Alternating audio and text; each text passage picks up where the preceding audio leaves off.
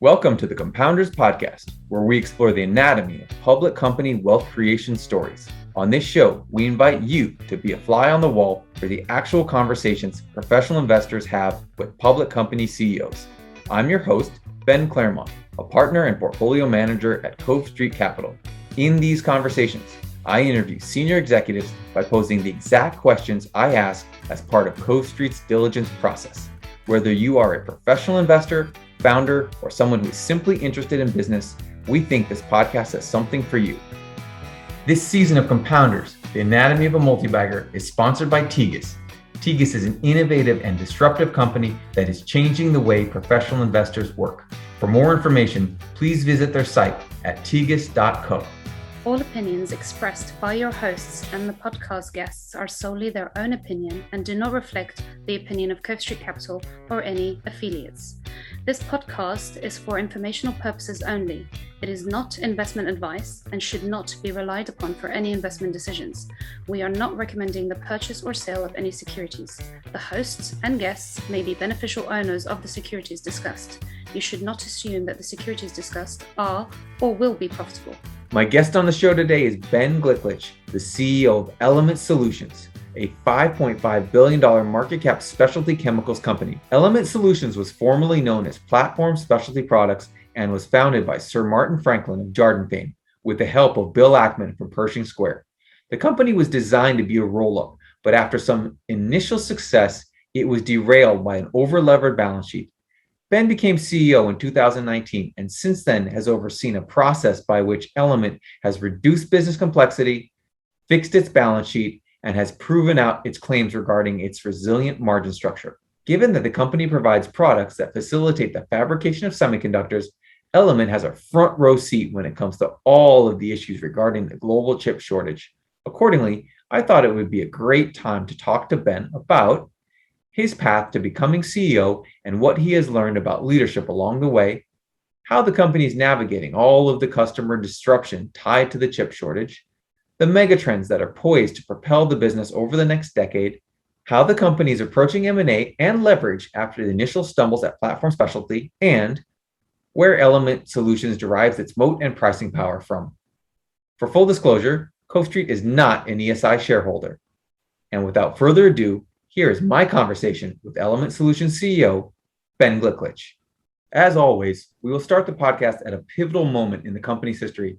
For people who are not very familiar with this company, it was previously called Platform Specialty Chemicals and was actually started by famous company builder Martin Franklin of Jarden fame with the support of Bill Ackman.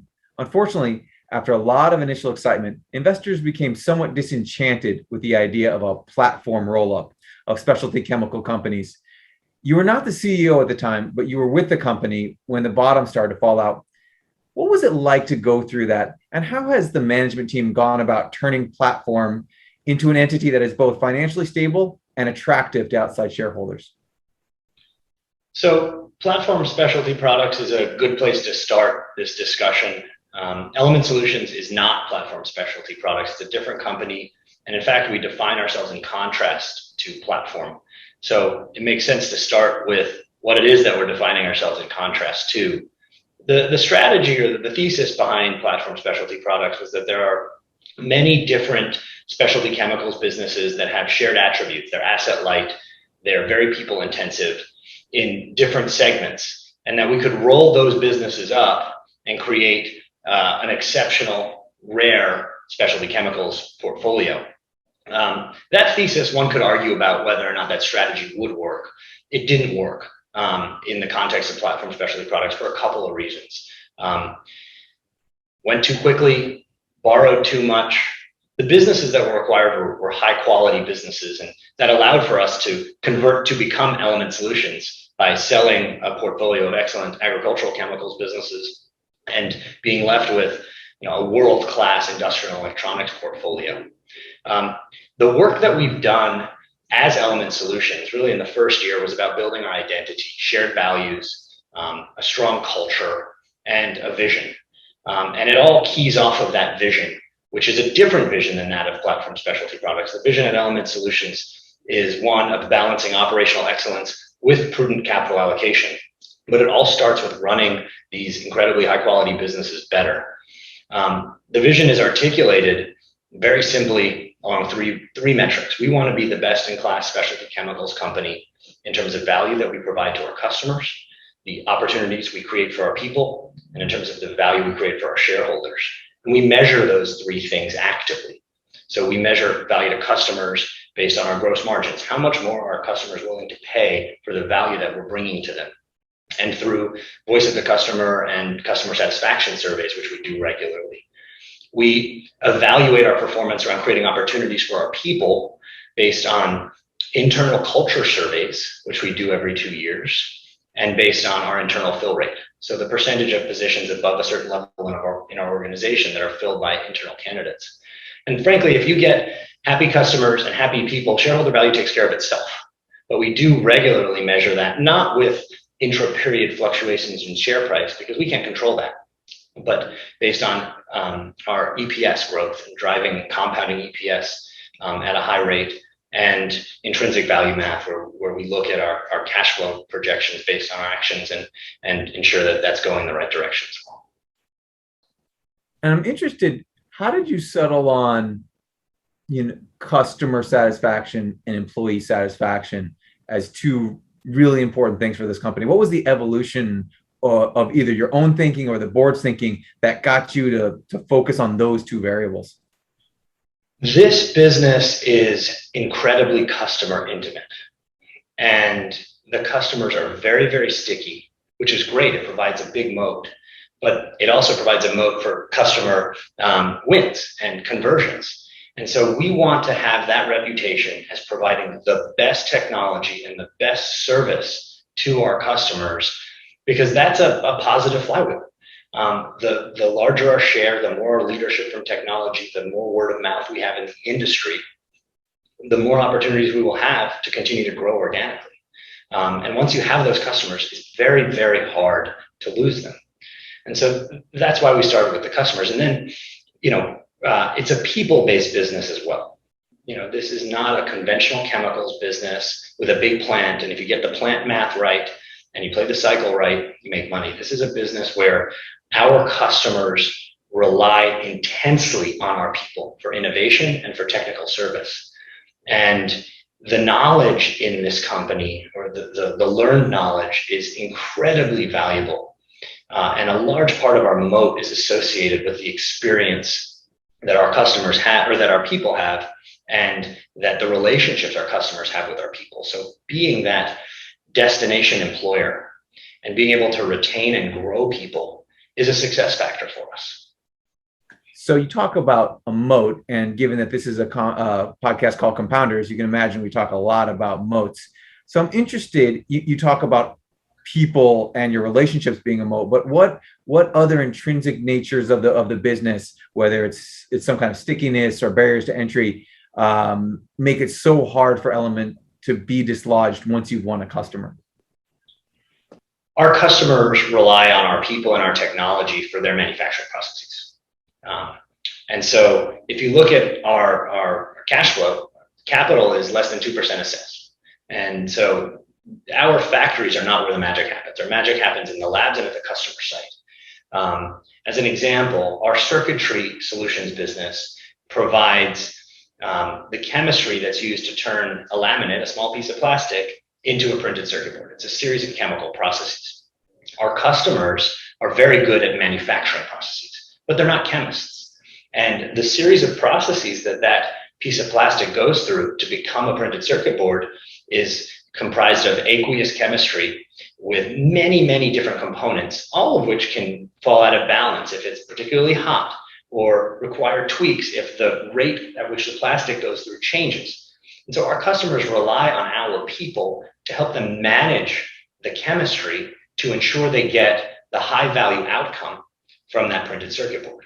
Our cost is a fraction of the overall cost of high-end electronics, but it's absolutely critical to the performance of those devices, whether that's the chrome plating on the grill of a car, or the electronics in a smartphone, or other type of high-end device. So the moat is the people and the innovation.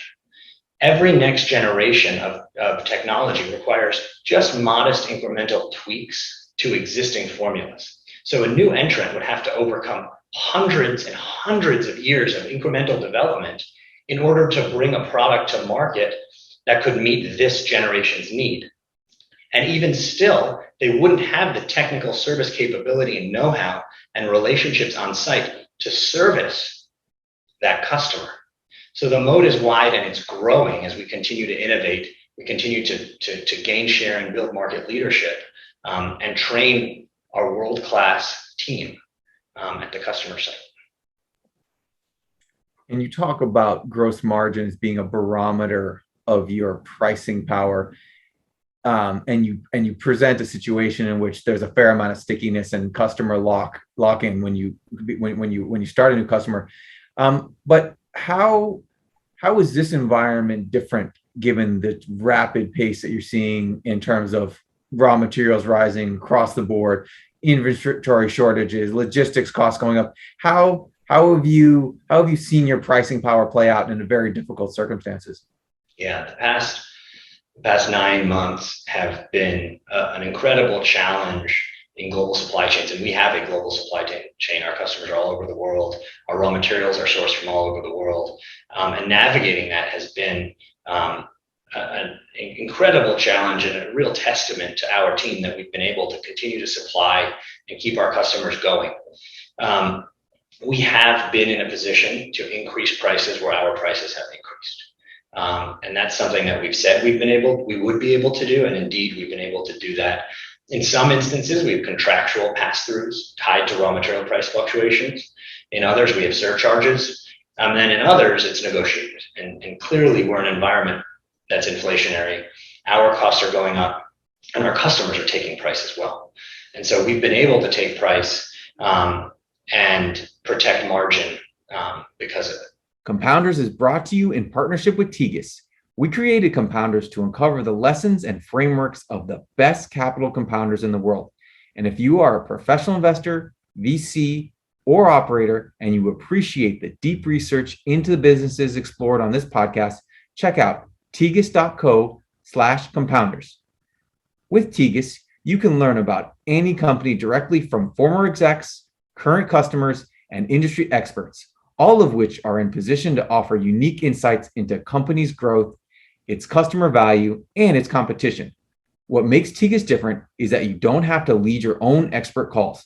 The platform offers instant access to the world's largest collection of investor-led call transcripts on companies such as Compounders guests Viasat, Element Solutions, and Avid Technology.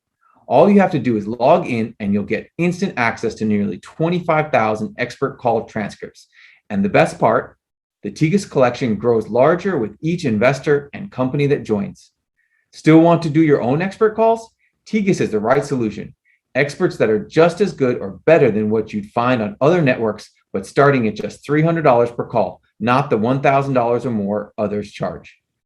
If you're ready to go deeper on the next compounding business, head to tegas.co/compounders for a free trial. I can personally say that having access to the Tegas platform and Rolodex of experts has fundamentally changed the quality of due diligence Coast Street does on both new and existing ideas. I recently did a presentation where I made the bold claim that, especially in consolidated industries, companies are going to have a lot of pricing power and maybe not have to give back pricing. So I'm interested, as you look out to, a 2022 period where raw material prices may indeed start to fall, in the situations where it's a negotiation as opposed to a surcharge or pass through, how do you assess your ability to maybe even maintain some of that pricing even as raw materials come back down? Yeah, I would expect our pricing to be sticky. We are, as we went through earlier, embedded into the manufacturing processes of our customers. And the switching costs are high.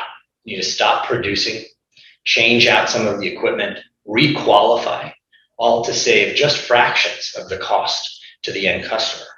But we can't be overly aggressive because we don't want to give customers the reason to change because of how sticky it is.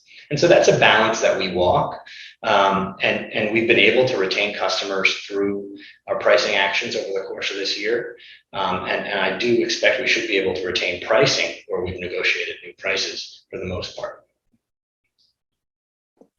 And when I think about a company that's involved in electronic chemicals and companies that help regarding the fabrication of semiconductors, I immediately think cyclical. And so I think that was one of the perceptions of your business, when Platform was put together, was that this side of the business was really cyclical. Where has that been? And you've been through 2020, so you can see a lot of potential cyclicality. Where has the kind of that cyclical characterization been accurate when in terms of understanding the company, and where do you think it hasn't been accurate? So we are tied to units. The number of units drives the volumes for our business. Now we have an adder that there's increasing content per unit, whether that's next generation automotive or next generation smartphones. So we should outperform units. And you mentioned semiconductor as an example. Semiconductor as an industry has been perceived as cyclical because fab capacity comes in and prices decline. But we're not tied to the price of the end unit. We're tied to the volume. And so from where we sit today, you see a huge surge in capacity in semiconductor fabs. That will drive volume for us, regardless of what happens to semiconductor chip prices. So there is some cyclicality, particularly you look at automotive, for instance, where we've seen some cyclicality, and that has driven the P&L, it has driven the top line. Where we are from an electronics industry perspective is one of significant secular growth, whether it's new mobile device technology, both units and infrastructure associated with that. We're in the very early innings of what should be tremendous growth, not just in terms of units from a new replacement cycle on the handset side, but in terms of content. You get about 15% more content on a 5G phone than on a 4G phone, but also on the base station side, where infrastructure for this new generation of mobile technology investment, that investment has just begun to pick up. And that's a multi-year cycle. We play a critical role in enabling next generation electric vehicles, and electric vehicle penetration of the automotive fleet remains very, very low. I think we can all sit here with high level of confidence that that's going to increase. So those are the secular trends, and sustainability is another one where we're really enabling our customers' sustainability, removing hazardous chemicals, improving water treatment technology. Those are the secular trends that are going to drive this business independent of cycles. The automotive business is clearly near a trough, and there's a significant amount of demand. It's just a supply chain constraint that's been preventing that demand from being met. And so we see a cyclical recovery in the auto space in the years to come as well. What I'd note, though, is that while we are driven by units and there is a level of cyclicality associated with this, the margins in this business and the cash flow in this business are very stable. Right? We don't have significant fixed assets to service and maintain. So when we're not selling, we're not buying. And so the gross margins are very, very stable, even when asset utilization declines because of units. And similarly, as we got through earlier, this is a people-based business. And a lot of that people-based expense is variable, whether that's travel, marketing, incentive compensation. That all goes away in periods of weakness. So we can sustain strong EBITDA margins, and we generate more cash in a downturn because of all the working capital release. We used to say that about these businesses, but we didn't have a proof point because this business in its current configuration didn't exist in a period of decline until COVID. And our results in 2020 clearly underpin those points. We sustained margins, we generated very stable cash flow, and then we generated strong incremental margins on the way up, which folks were concerned about because of all the OpEx we took out. So we're demonstrating these attributes that, yes, while there is a level of cyclicality in some portions of our business, the cash flows are stable, the margins are stable, and then there's the secular growth that we're going to benefit from for several years to come. You talked in that response in detail about some of the megatrends that you're seeing that behind you that are tailwinds for this business. What do you have to do to position yourself to benefit from them? Is that continued R&D? Is it, OpEx of other kind? Is it M&A? Like, how do you feel like you you kind of see where the puck is going. Do you feel like you're ready to participate in that, and it's just upside, or do you continue to have to invest to be able to capitalize on that? So we're the market leader in the niche markets in which we participate. And we have a seat at the table, not just with customers to do technology roadmap exchanges, but with the major OEMs for whom our technology and solutions are critical to the performance of their end products. And so we don't just have a sense from internal work of where the puck is going, but we have it from customer engagement. And because of our scale, because we're market leaders, we believe we've got a better seat at that table. Because we've got a broader set of touch points in our customer supply chains than any of our competitors, we believe we've got a preferential seat at that table. So we see where the puck is going and we make investments behind that. Importantly, those investments are incremental. This isn't blank sheet of paper, whiteboard R&D. This is incremental developments based on existing technologies to meet that next generation need. So we will make investments, but they will be very high returning because we're not developing products looking for a market. We're developing products where the market need is well established. An important characteristic of a company with a moat is exactly what you're saying, the ability to reinvest at high rates of return, because you understand the market, you understand what your customers are looking for. How do you decide where that capital should go? I mean, you have a number of megatrends that are behind you. This company doesn't have infinite capital, and the returns can't be exactly the same across the spaces. So what processes are there internally to figure out where that incremental OpEx or R&D dollar should go?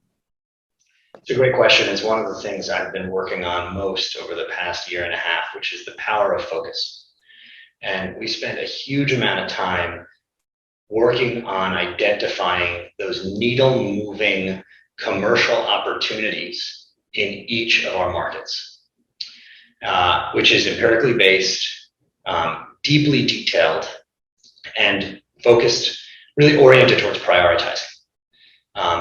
Where is the deepest pool of profit coming from, and what do we need to win? And let's drop that list of opportunities. Let's align our resources against them. The constraint is less on capital and more on capable, experienced team members, right? It's an HR constraint more than a dollars and cents constraint. Let's align our resources against those highest returning commercial opportunities, establish what it takes to win, develop the milestones that are proof points to us that we are winning or that we're making progress, because these are long lead time activities. This isn't a 6-month project. This is a 3-year opportunity. And then not doing the other stuff. That's as hard as identifying and building the plans for the highest returning opportunities. It's getting the teams to deprioritize that long list of other things they could be working.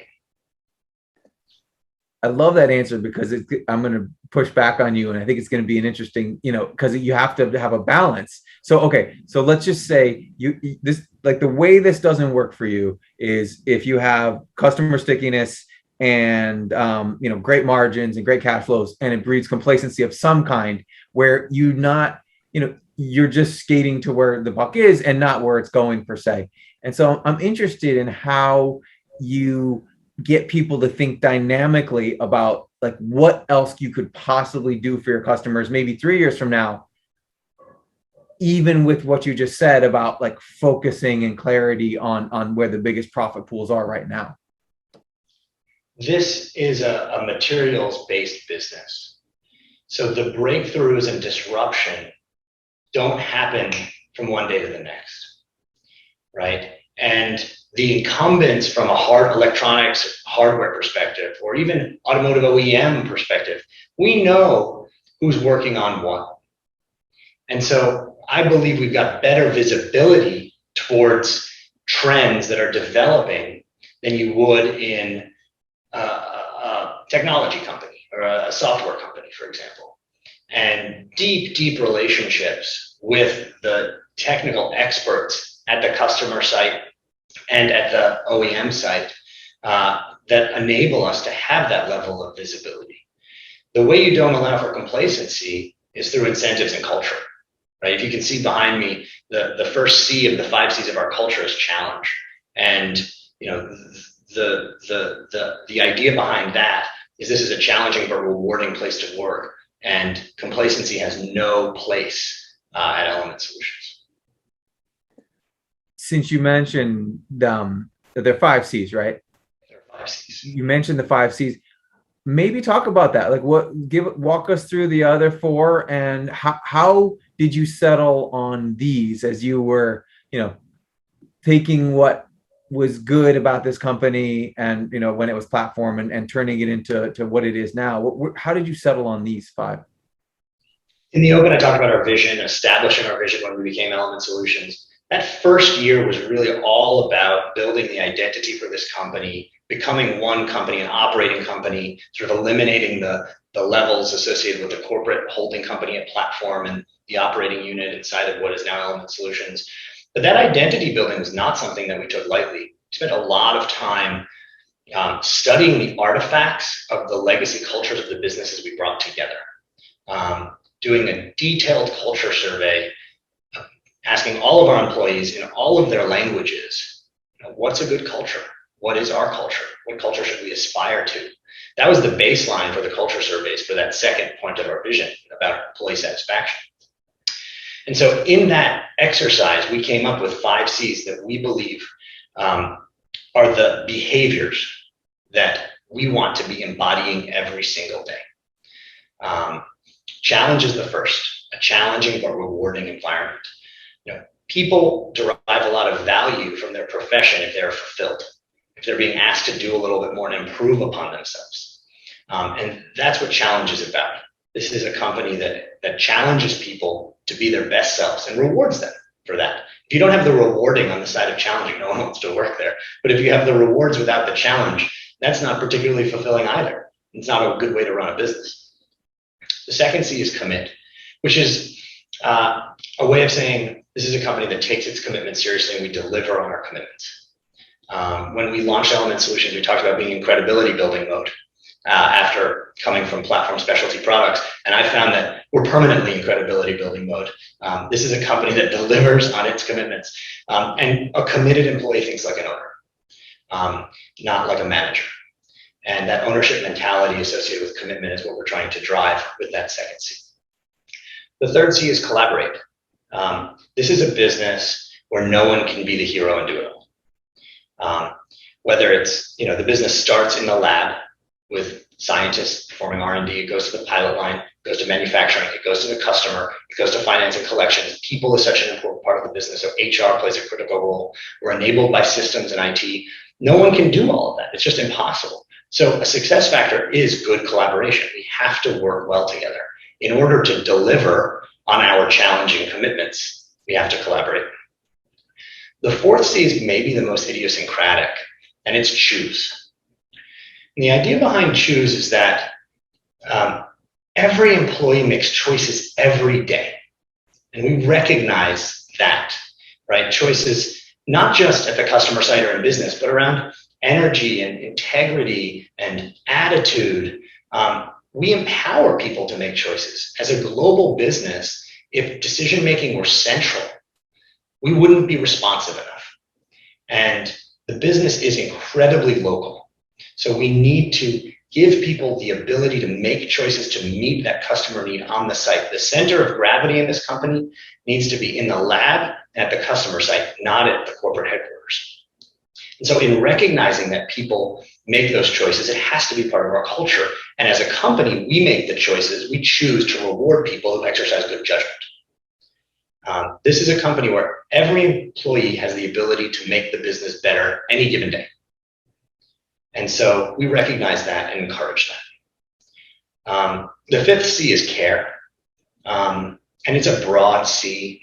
It's a broad care. It's not just we care about our people or we care about our customers. We care about our place in the world at large. We believe that as a people-based business, it's more than just our own people. It's the communities in which they operate. A thriving community is, enables people to thrive at work.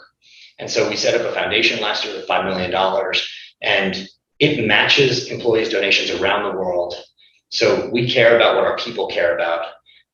And so importantly, I read somewhere the other day, the samurai saying that culture is not words, it's actions. So this is these are actions, they're behaviors more than just values that we aspire to every day. When I listen to that articulate response and description of the 5 Cs, I think to myself, these are the words of someone who's been in business for 40 years and is an elder statesman in the industry. But that's not the case. And in fact, when you and I met in 2014 at a sell-side conference, I mean, you were not the CEO of this company. I think it'd be really interesting for people to hear about your path to CEO and your progression as a leader over that time, and how you've come to have all of these, very coherent and valuable thoughts about culture and leadership. I've been really fortunate to have terrific mentors and to learn from a lot of experiences, not all of them good. I joined Element Solutions, the head of M&A, or I joined Platform Specialty Products as the head of M&A. So I was responsible for that I was empowered with that for that frenetic period of acquisitions. I got to know the businesses really well. I got to know the people really well. It was very quickly apparent to me that businesses are just people. And having come from having been an investor and a banker, it's very easy to get lost in spreadsheets and things make sense at your desk, but it's all about the people who are executing at the mind face. It became very apparent in the integrations associated with those acquisitions at Platform Specialty Products. And when the first CEO of Platform left, because I knew the business as well, our chairman, Martin Franklin, asked me to be the chief operating officer, which I did for several months before the next CEO, Rakesh Sachdev, who I succeeded at Element Solutions, came on board. And so I was thrown pretty quickly into the deep end, and it wasn't a particularly easy time. We bought great businesses, but there were some risks associated with those businesses we didn't fully understand, and we had to work our way out of them. Levered balance sheet, very international business, very quickly had to develop an appreciation for delegation and trusting people in the field and getting a sense for what the right incentives are, what the right strategies are to get people working and aligned on the right types of activities. I became the CEO in February of 2019. We had that first year of building that identity, working through corporate cost, and then COVID happened. And so quickly thrown into the fire, and nothing allows, creates a burning platform like a global pandemic. And that really allowed for our leadership team to coalesce. And so the mentors and leaders I've learned from aren't just former CEOs, they're the people on my team right now. And we had to have an incredibly productive working relationship with trust and self-learning in order to have been as successful as we were. And so that's been terrific. Martin Franklin, our executive chairman, has been an incredible mentor for me. And I've learned a huge amount from him about running global businesses, about strategic capital allocation, how to prioritize, and how to deal with people. One of his, greatest attributes I've learned from is being direct, an antipathy towards hierarchy, and going to the source, treating people like people. Similarly, my father, who's a physician, works at a hospital and regularly wins the award from the staff as being the friendliest, kindest doctor in the facility. It was deeply ingrained in me to treat people like people and the value of people. And that has been the thing that has allowed for our company's success, I believe.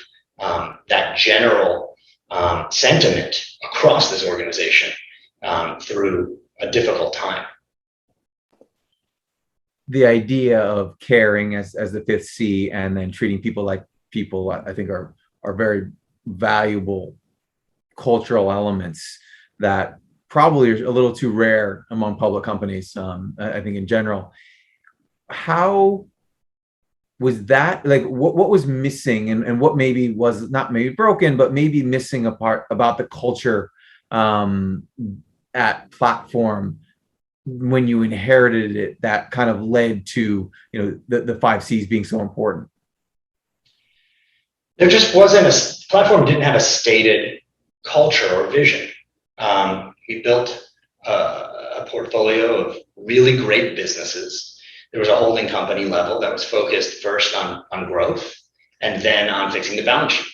And so there wasn't as much energy from the senior most leadership at platform on running the businesses better and spending time, with all of the people all over the world, because there was so much to do from a balance sheet perspective in those last several years. I think that in the absence of a stated culture, a culture does just develop, but we wanted to be explicit about it and we wanted buy-in. And so by doing that culture survey, and impressively, 85% of the people all over the world completed that survey. And benchmarks suggest that 60% is a high level of participation. So people were looking for that. These were companies that were great companies, and they still were great companies. They were just hidden, I believe, under the platform umbrella, and that's not a bad thing. They performed very, very well all throughout that period because they're great businesses with great people in them. But just by adding that additional focus and soliciting input and reinforcing it and increasing communication and becoming one company as opposed to a holding company and with portfolio companies, we've been able to throw gas on the fire and really accelerate performance.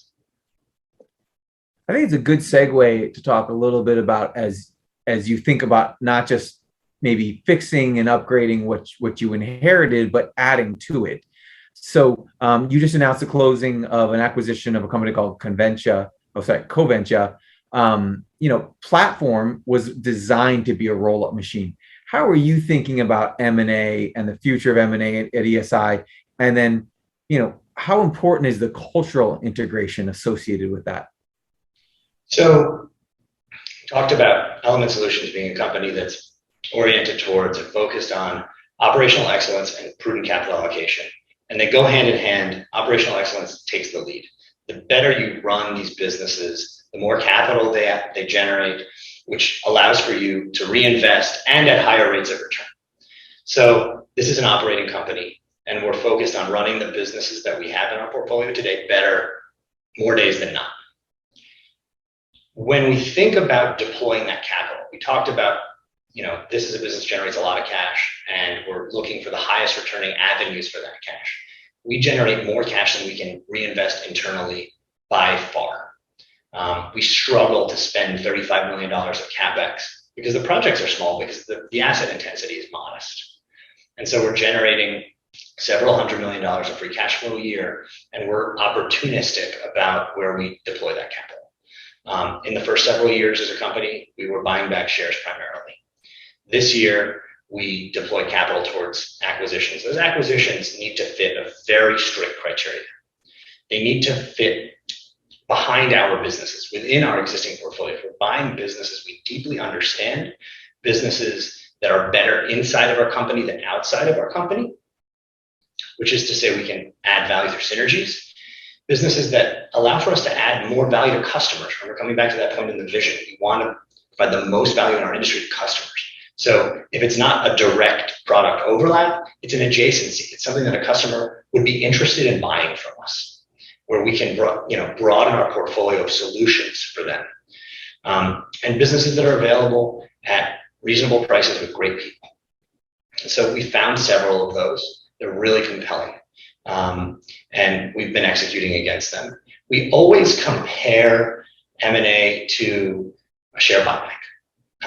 And so we look at free cash flow yield of our company, the free cash flow yield, effectively the equity return, the cash return to equity of an acquisition. We risk adjust them, and that's the calculus that we do.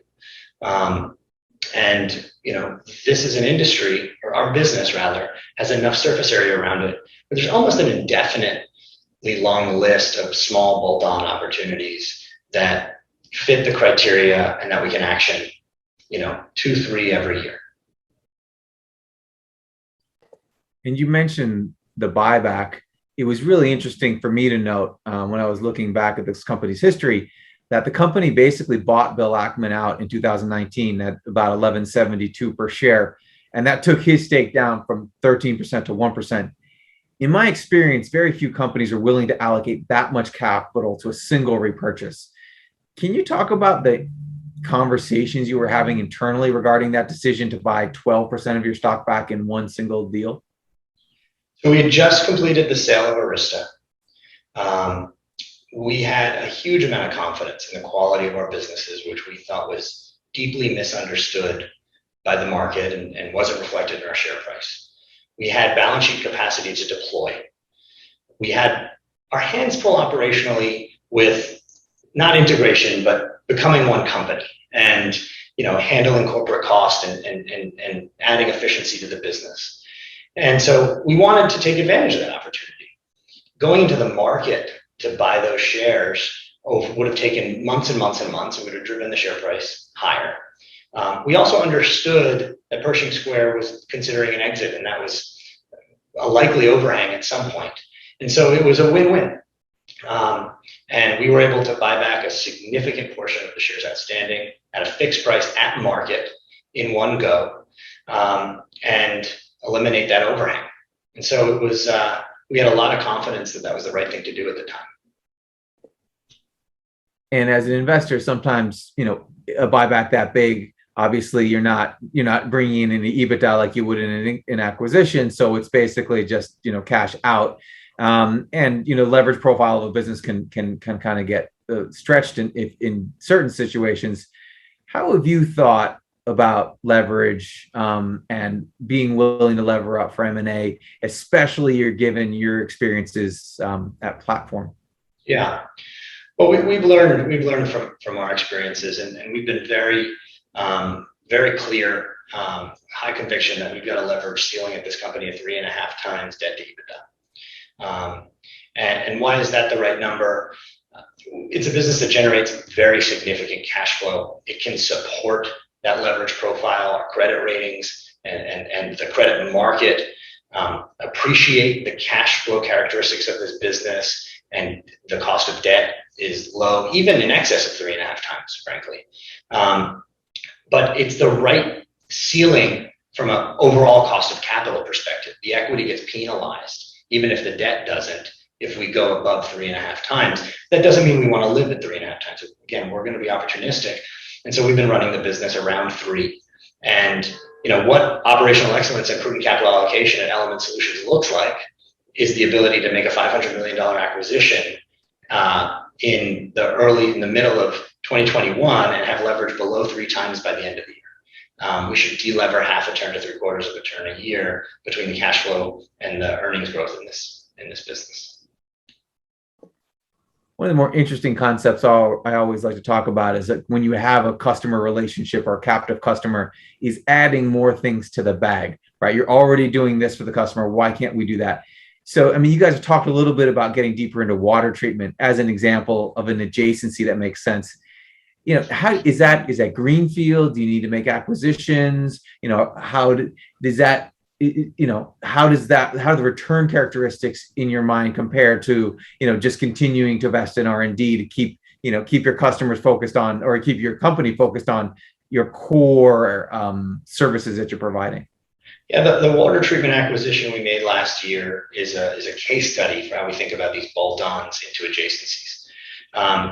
This was a fine business, a domestic U.S. company that made water treatment equipment and sold some chemistry into a multitude of markets. One of the big ones was the plating market, which is where we sell our chemistry. We were able to buy it on a negotiated basis for a single-digit multiple. So the margin of safety here was good. This is a business that's going to grow because there's a secular trend around water treatment. It's got good technology. And so if we didn't do anything with this business, it was still an attractive return. But the reason we went into it, because it is an adjacency, and it might seem a far afield adjacency, is that our customers are incredibly focused on sustainability and particularly on water usage. And our chemistry goes into a series of tanks, and then it goes into a water treatment plant. So if we, having sold them the chemistry, can offer this value-added water treatment, right? They know us, they know our chemistry, we know the chemistry. We can be a partner to support their growth, as opposed to a general water treatment company that's selling water treatment equipment to the food service industry and this industry and that industry. So we're focusing on our existing customers, where we have deep relationships, where we understand the chemistry. And it's not just driving growth in equipment sales, which is less interesting to us, but it's intended to be another arrow in the quiver to convert those sticky customers. So we'll sell you a piece of proprietary water treatment equipment if you convert the line next to ours that's using competitive chemistry to our chemistry. So it's the tip of the spear for chemistry sales. What we've done with that business is we've stood up manufacturing and sales in Europe and Asia. And we are able first to prove to ourselves that we can make this equipment in other places. So we can transfer the technology, the manufacturing know-how, and that's happened. And can we sell? And indeed we have. We've proven an ability to sell equipment in Asia and in Europe within a year. So it's a market share driver, and it's helping solve an intractable, a huge issue for our customers that gives us preference and mind share. So we should be able to grow it organically, and it should grow our chemistry business. If we can get confidence that it's a business that can grow organically, it may be an area where we could pursue inorganic growth. It's a gigantic addressable market, but we're still in the early innings. Thus far, the proof points are positive. And earlier, you briefly mentioned a flywheel, and I don't know if I think the flywheel term is so overused, and it's probably mostly associated with technology companies that have large network effects and things like that. But you describe a situation in which your customer relationships can turn into a flywheel. Maybe spend a little time explaining like what that means and why in this industry does that actually occur relative to maybe what people's perceptions may be. Given how sticky the customer is, it's really hard to dislodge competitors. Our market share in any given one of our businesses is between 20 and 30%. And the way we grow market share is when new lines come in.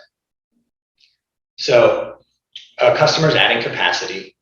They do it one line at a time. Maybe they'll build a new site and there are 3 or 4 or 5 lines in it. The way we grow market share is by getting more than 20 or 30%, getting more than 1 or 2 out of the 5 lines.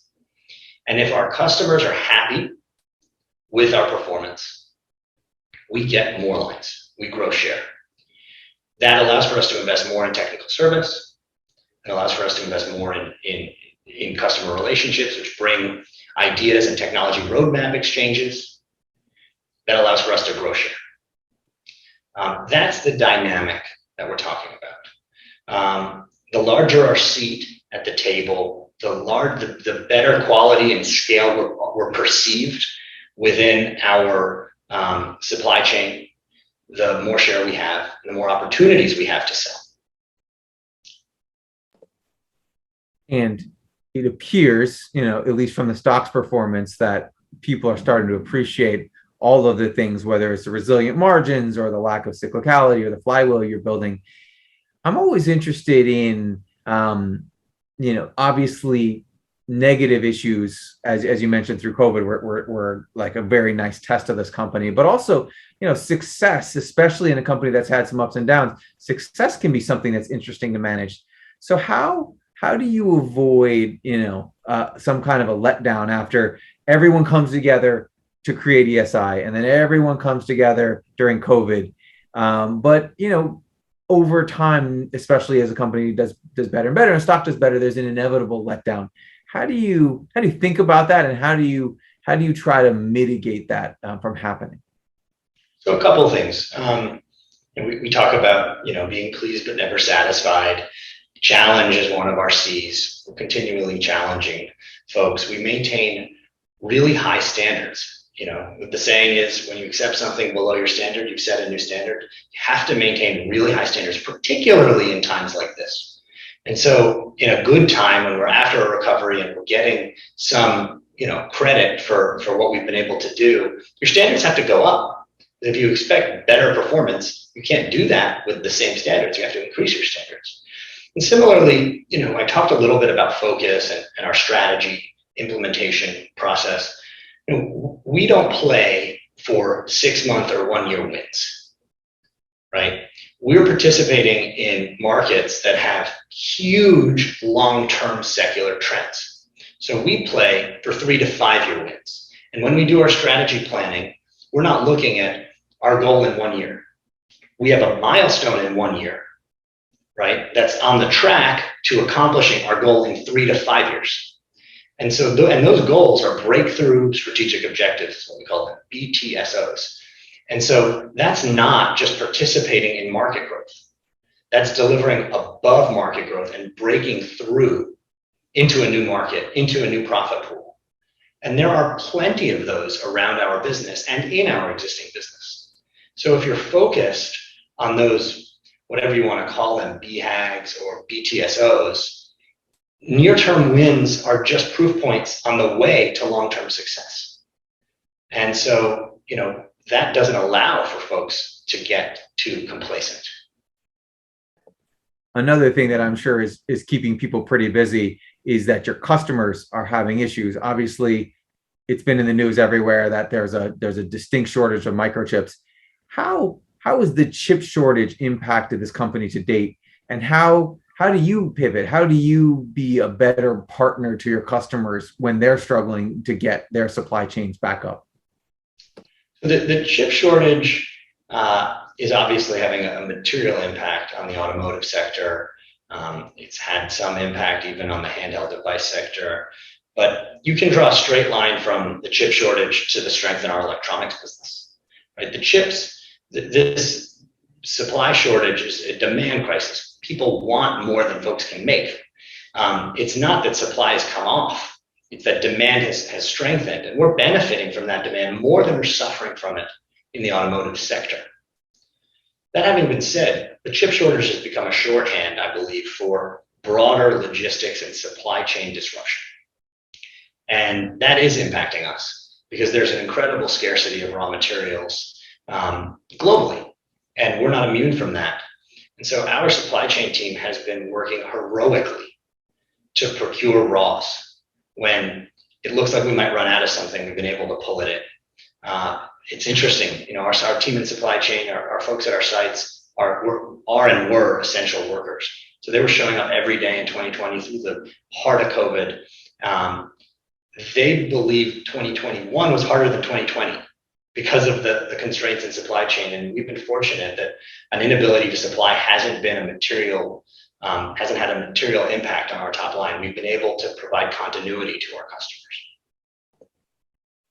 I think you used the term that you were thrown into the fire pretty early. Not only being a new CEO, then COVID, now supply chain disruption. I'm sure it's been a fun time, but I think especially as an investor, it's great to be thrown into the fire because you learn the fastest. What skill sets have you developed over these last 3-4 years that you think have been the most helpful?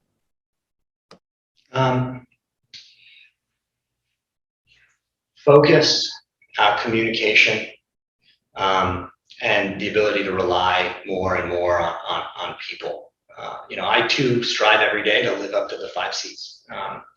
And so let's go through each of those. Collaboration is critical, and I've got a wonderful, wonderful team. Element Solutions leadership team and management has the right mix of deep experience and hungry, curious newcomers to challenge each other and drive really great outcomes. There's this tension with folks who are willing to question a lot of assumptions, and a leadership team with 30 years average experience that is willing to have those assumptions questioned and know when to push back, all in the pursuit of greater performance. And so being able to rely on that organization more and more is something that's been learned. Communication is an ongoing, permanent journey, and making sure that people understand our culture, our vision, and how they can contribute to our shared success is something we're doing every day, and not something I had to do a huge amount of previously. And so working on my communication skills and modes of communication and being in front of people virtually, in person, increasingly now, written communication, is something that has been incredibly helpful as part of this journey. And finally, focus. Big business, intensely global, fragmented supply chain, fragmented customers. There's an urge to put out little fires and to focus on each little thing that crosses your desk. And spent more and more time realizing that there are just a handful of things that I can directly impact, that each of the people on my team can directly impact, and it cascades down. And if your organization from the top to bottom is focused on those few right things and not distracted, they can do incredible things. And so helping through communication, right, people understand what those few things are and empowering them to work on those is the game. And driving this organization's focus has been something we've been working on a lot. Now that we've established our identity and vision, what are the few things each person can do to deliver on that? And getting that well understood in the organization is where we've been spending our time this year. And it's a skill I've been developing, and we've been encouraging the organization to develop with notable success. What you're saying really resonates with me, because within our investment process, we always identify 3 or 4 key variables for each company. Like, what over the next 3 to 5 years, what are the things that are really going to determine how well this company does? So I want to turn that around on you and say, what do you think are 3 or 4? You talked about playing to win in 3 to 5 years. So if you're looking longer term, what are 3 or 4 things you think this company absolutely has to get right, for the stock to be a good investment for both your employees and your shareholders? So it's a terrific business, but there's an opportunity to make it better. And that's strategic execution, right? That's converting the biggest accounts. That's being present for our customers as they introduce new technologies, whether that's electric vehicles, next generation wireless technology, or sustainable solutions to help them with the elimination of hazardous materials or waste treatment. Not just identifying those as opportunities, that's the easy part, but actually having the organization there with the solutions that are best in class. That's execution, right? So strategic execution is a critical success factor to allow for us to outgrow our markets, right? The wave is very strong. The wave itself, the secular growth, is very strong. But to do even better requires strategic execution.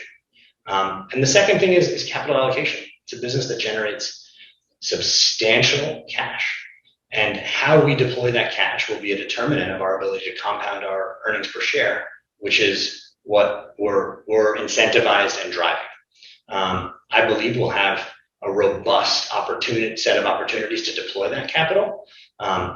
We're demonstrating a track record of doing so nimbly, whether it was buying back our stock at $10, making these bolt-on acquisitions that are proving to be successful and entering adjacent markets.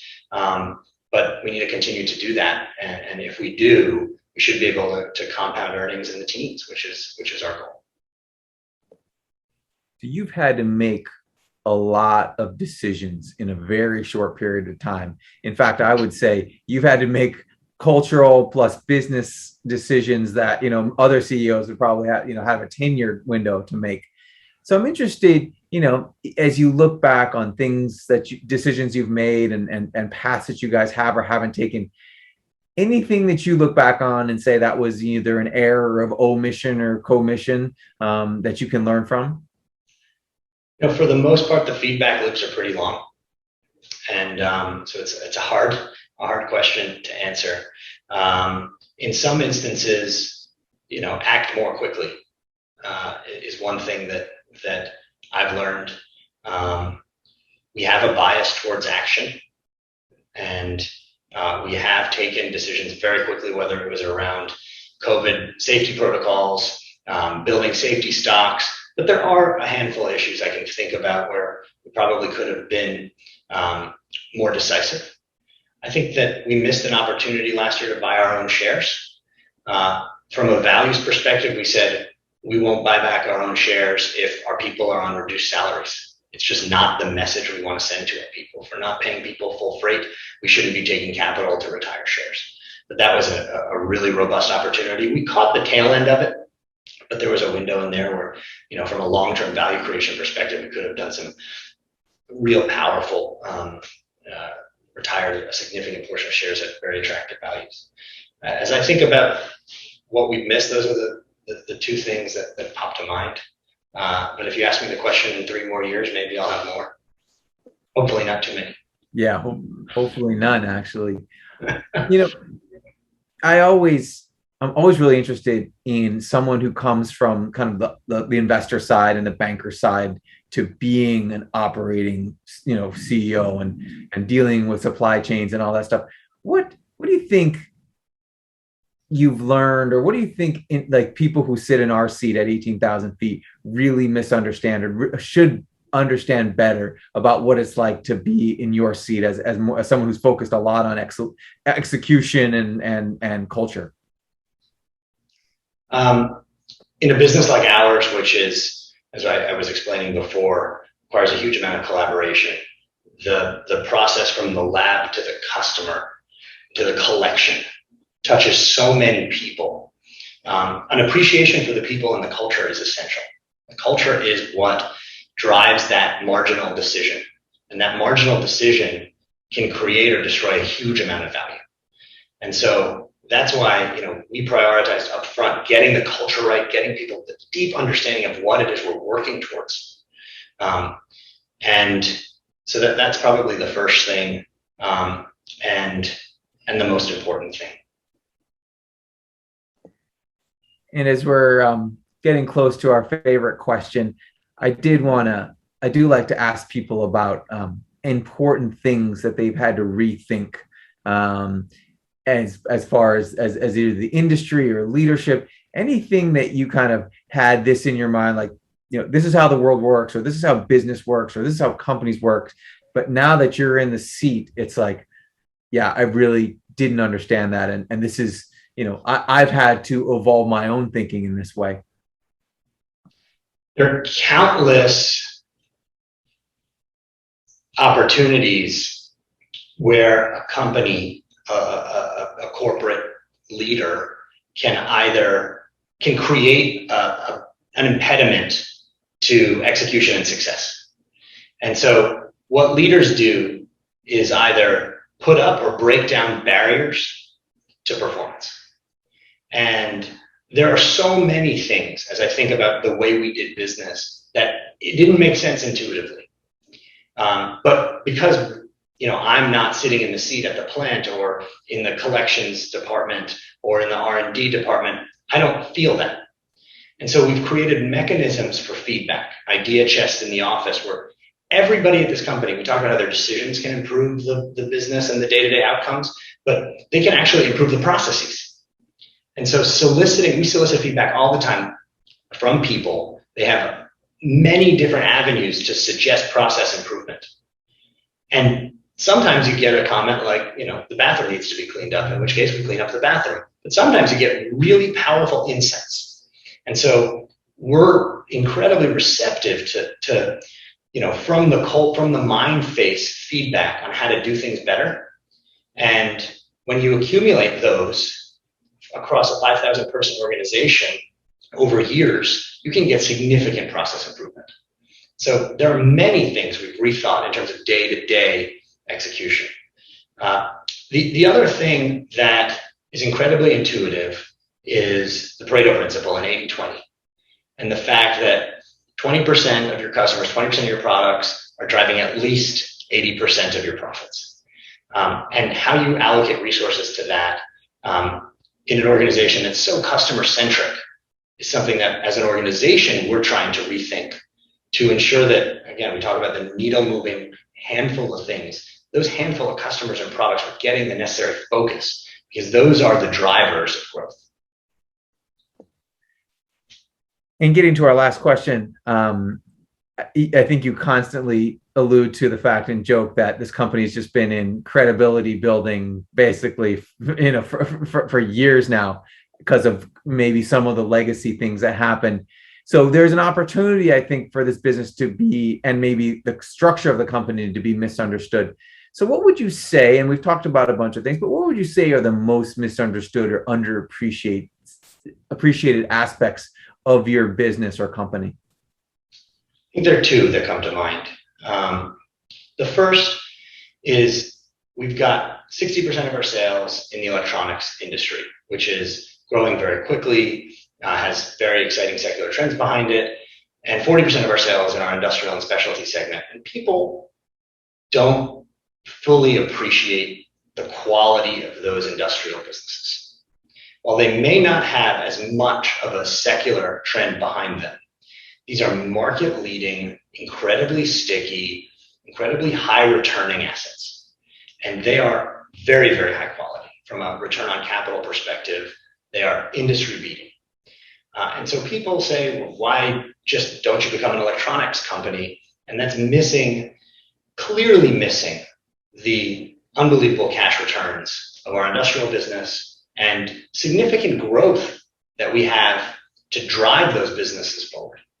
So I think that the quality of our industrial business is misunderstood.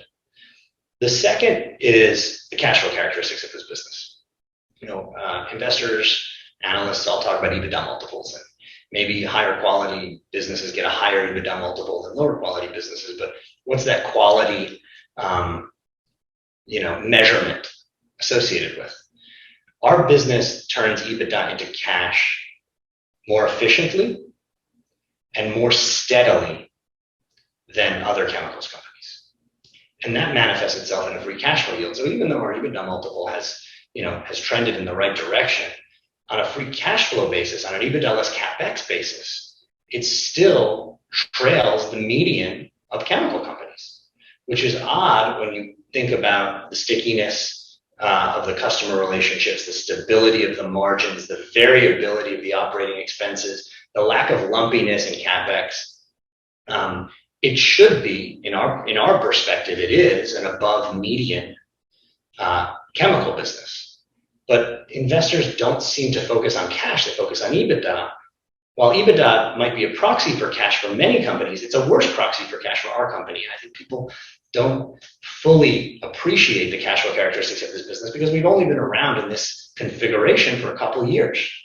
But it was tested, and the stability of our cash flow characteristics were tested last year.